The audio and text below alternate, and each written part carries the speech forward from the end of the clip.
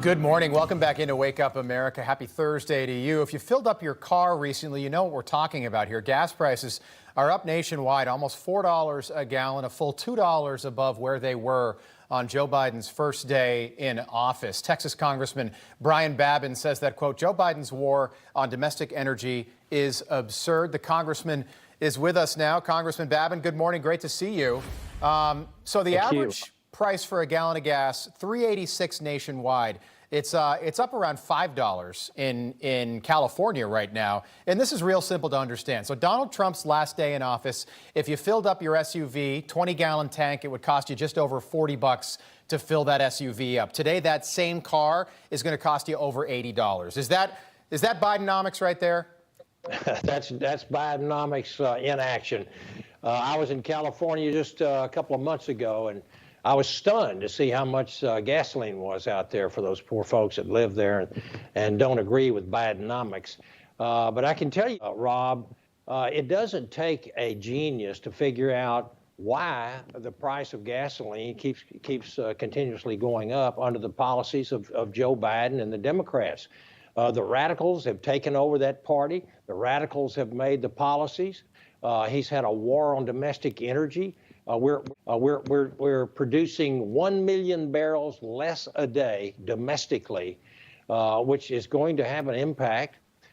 He has depleted and put our strategic petroleum reserve at its lowest level in nearly a half a century, 40-something years.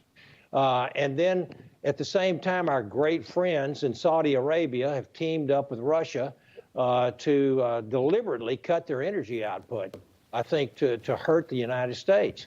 And now that we've got a depleted SPR, Strategic Petroleum Reserve, Biden just simply cannot make the moves that he made before to keep prices artificially a little bit lower. And so here we have it. We're going to, and we haven't seen the end of it, Rob. I can tell you that. It's going to continue to go up. He has absolutely gone after domestic production, and I don't think it takes another genius to figure out they really want higher prices on the Democrat side. Yeah, particularly. This is their intention. Right. Congressman, I want to talk about impeachment. I know that you are for this if it gets to a floor vote. Karine Jean-Pierre on the defensive yesterday in the briefing room. Take a look. We believe this is we're certainly not going to speculate on any baseless accusations, right? As we have seen from the Republicans in the House, and so again, they could not even support their own votes. They couldn't. Speaker McCarthy could not even get support for this vote, and so I'm going to just leave it there.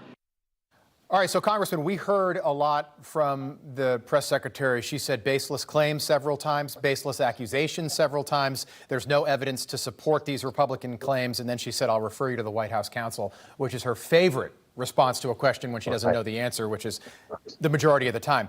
Congressman, do Republicans, as this moves forward from inquiry into possible impeachment, do they need to do a better job explaining what they're actually impeaching the president for if it comes to that? Because I think coming off the summer, people aren't paying attention. I think a lot of people still have questions about what Joe Biden actually did wrong. Well, you're exactly right. We have to be a lot more specific. But let me tell you, if it wasn't for news outlets like Newsmax, I don't think people would be getting the truth at all. And about 90% of our news media is in the tank, in the hip pocket of the Democrat Party. So we have to message we need to communicate with the American people and tell them exactly what's going on. And I'll tell you this is an impeachment inquiry. We are discovering things every single week. People are coming in, whistleblowers, we're getting information. And we know that Joe Biden said that he never talked to his son about his business deals. We know that's a complete lie, as we've had eyewitnesses who have been present when he was talking. And here's some key facts. Hunter Biden sat on Burisma, an energy company from Ukraine. He was unqualified to do that. Burisma, that company was pressuring him to get D.C. under the Obama administration because Joe Biden was the vice president at the time.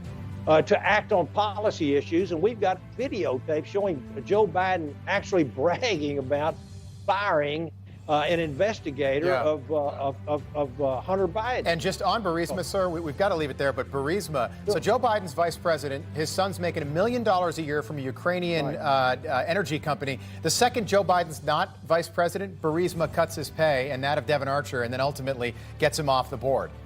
So obviously it was a pay-to-play scheme that they were running. We'll pick this back up soon, Congressman. Appreciate you being with us. Texas Congressman Brian Babin. Thank you.